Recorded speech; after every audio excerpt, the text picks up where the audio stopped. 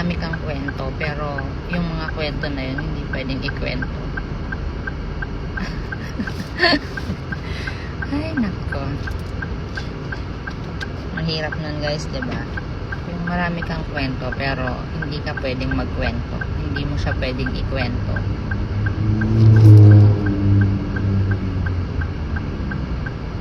Ang hirap nun. Ang mangyayari, kimkimin mo na lang, diba? Pero malay mo one time, pag puno na ako, makapagkwento din ako, diba?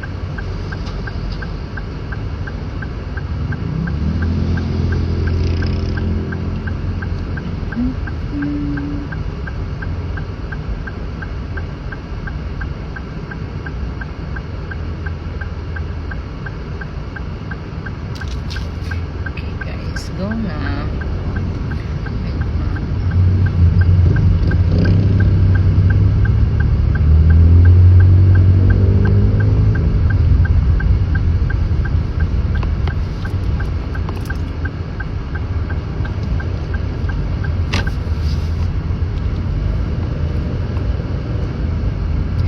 Time check, it's 3:23 PM. Ang labas ng aking mga Junakis is 3:45 PM.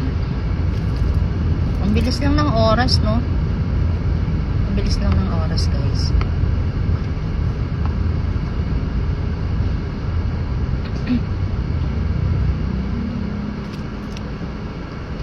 Sobrang bilis lang ng oras.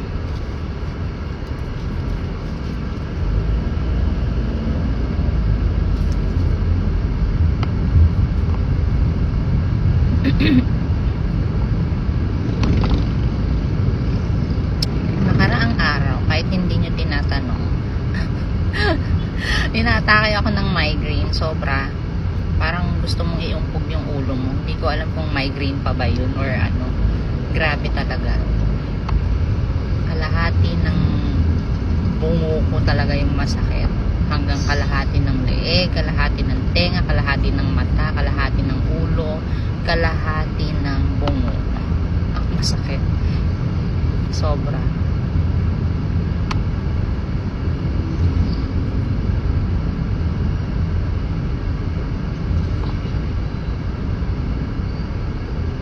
Ang hirap ano.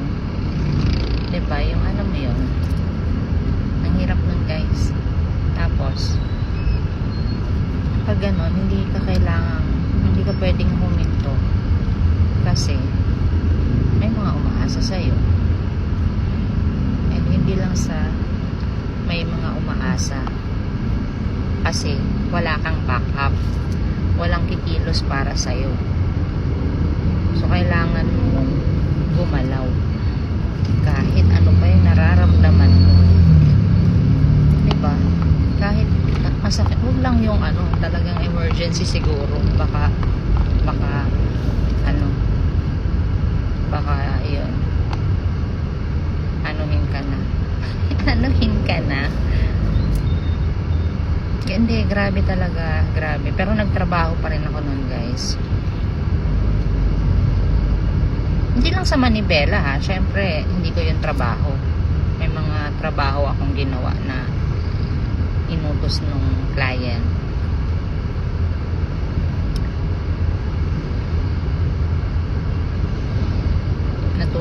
Natulog ako habang nasa biyahe kasi hindi ko talaga kaya. Kaya ako naman itinulog, pinilit itulog kasi para hindi ko maramdaman yung sakit. Kaso something happened. And feeling ko aping-api ako dun sa nangyari na yan. Pero okay lang.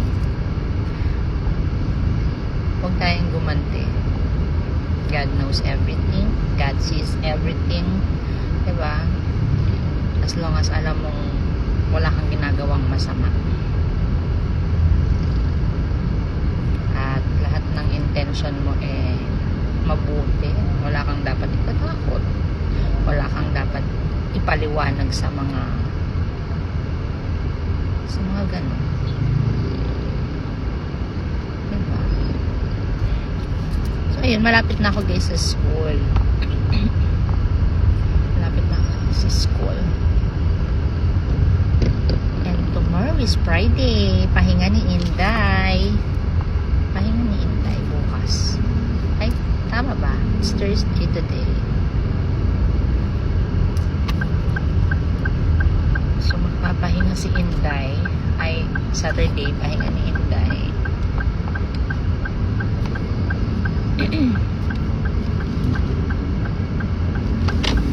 Pahinga ni Inday. Day off ni Inday. Hanggang pasok ang kids. Alam mo yun din yung kagandahan na naging sunod-sunod yung anak mo. Sunod-sunod siya, 3. Parang 2 years lang yung pagitan niya. Alam mo kung ano yung maganda.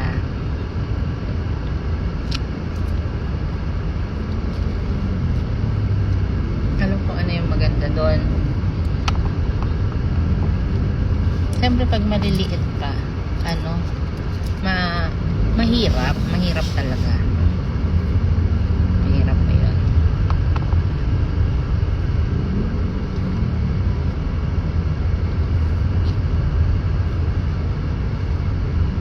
Sa una, wait lang guys, naghahanap lang ako ng paparkingan. Nandito tayo sa tabi ngayon sa tabi ng simbahan. Simbahan siya. So, katabi kasi ng simbahan yung school ng kids ko. So, ayun. Catholic Church. I mean, ano siya? Catholic school.